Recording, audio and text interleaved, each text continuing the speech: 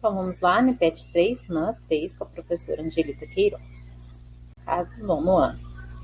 Bem-vindos à aula. O tema desta semana é a redemocratização do Brasil e a reconstrução da cidadania. Caro estudante, esta semana trataremos do fim do regime ditatorial brasileiro, sobre o comando dos militares e o lento processo de reconstrução da cidadania no nosso país.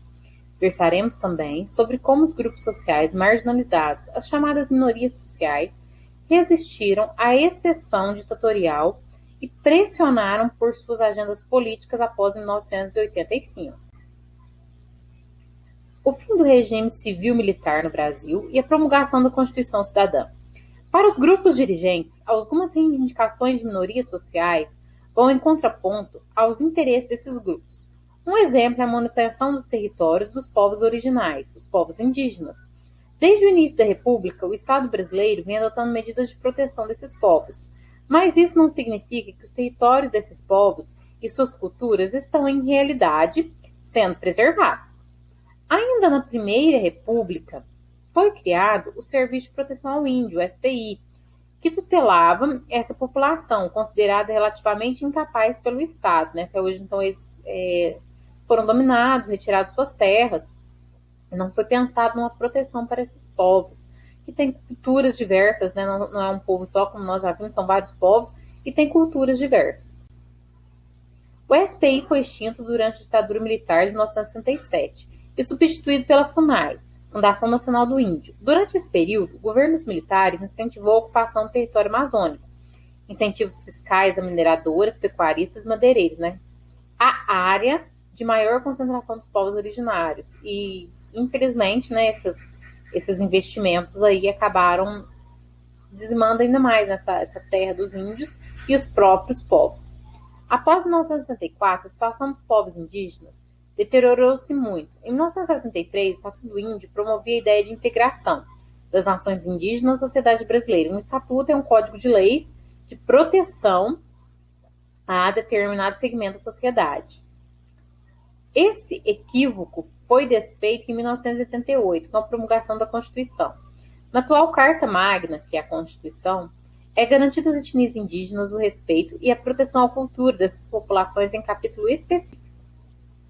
Já em relação à população negra e parda, o regime militar teve múltiplos impactos sobre a questão racial no Brasil.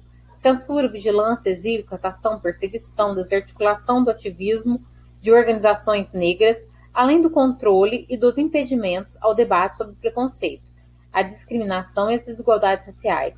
Esses foram os resultados negativos mais evidentes da ditadura sobre a vida de negros e pardos. No caso, nós vimos a foto da Benedita da Silva, representando politicamente os negros no Senado, e a foto de um cacique, representando a população indígena no Senado. Os avanços das atividades do debate público sobre relações raciais, legados ao ativismo negro, organizado desde o fim da Segunda Grande Guerra, sofrendo fortes abalos durante a ditadura militar.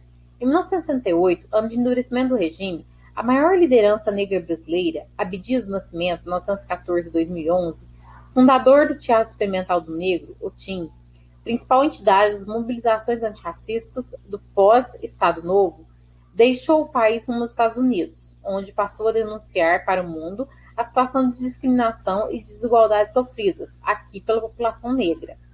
No que se refere diretamente ao ativismo, a Lei de Segurança Nacional restringia o espaço dos movimentos sociais e, consequentemente, a atuação dos militares negros.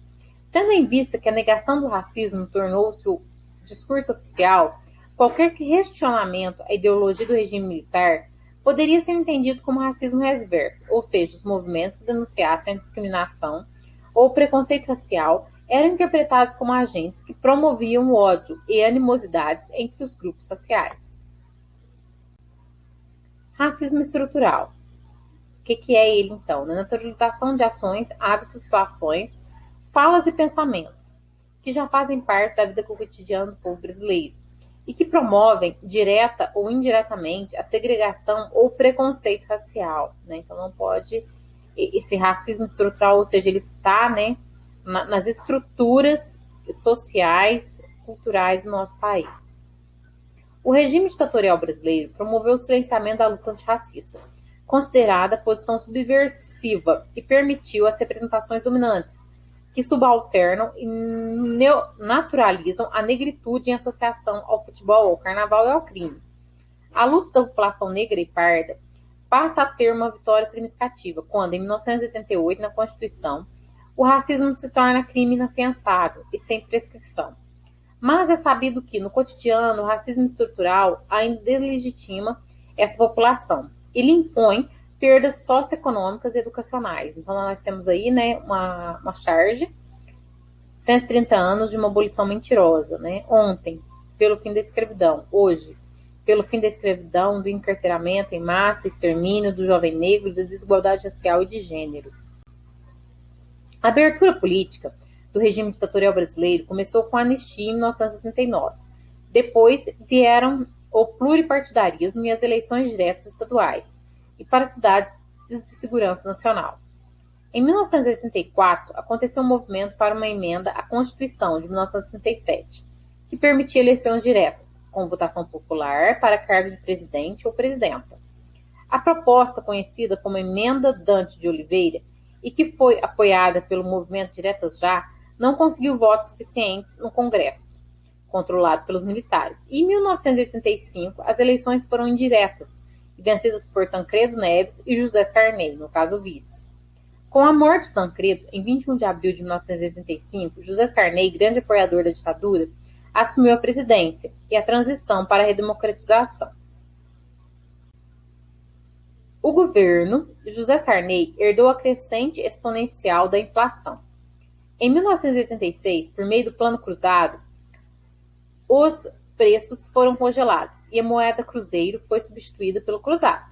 O congelamento de preços levou a uma crise de abastecimento e ao aparecimento de um mercado paralelo de acesso aos bens de consumo, o que promoveu um desequilíbrio entre a inflação oficial e a inflação real. No mercado paralelo, os produtos eram vendidos com ágio, valor maior que o preço de tabela, né? Então teve aí essa alta inflação, ele teve que fazer esse plano cruzado, né, para conseguir conter a inflação, mas também não deu muito certo.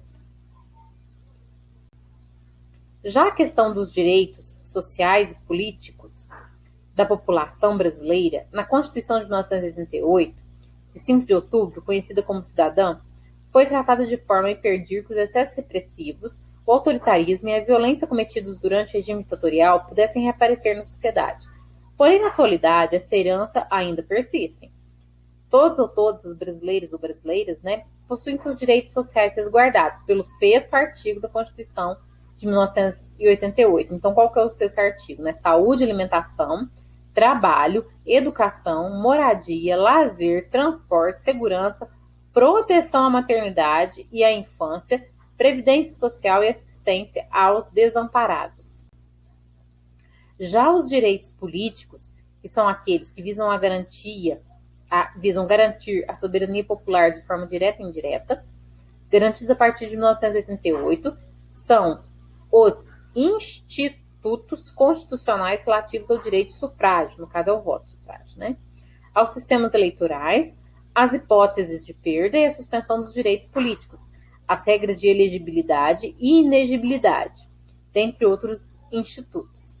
É importante ressaltar que, após 1988, a população analfabeta passa a ter o direito de votar, ganhando assim uma cidadania que sempre lhe foi negada. Além disso, a Constituição de 1988 se inspira na Declaração dos Direitos Humanos, né, de 1948, que é feita logo após a Segunda Grande Guerra. Né? Essa declaração é super importante porque mantém os direitos civis, políticos, de liberdade da maior parte da população mundial. Agora vamos às atividades. Número 1, faça uma pesquisa em sítios e web, né?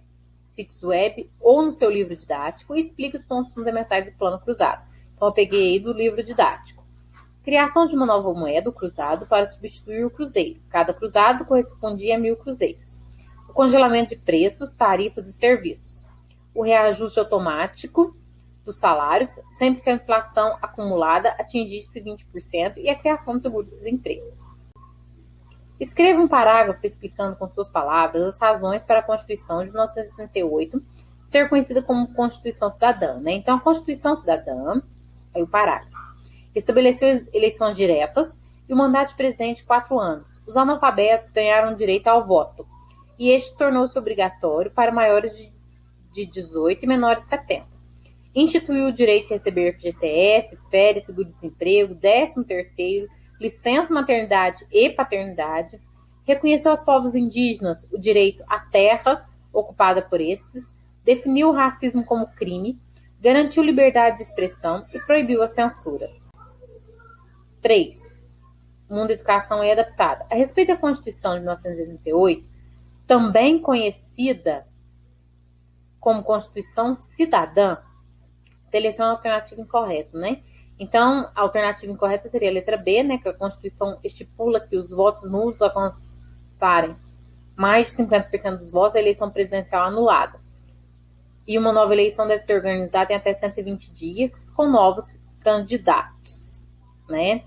Então, no caso, seria incorreta, porque a Constituição garante o direito de demarcação das suas terras, coloca como dever do Estado a defesa do meio ambiente, né? E é considerada a Constituição mais democrática da história do Brasil também.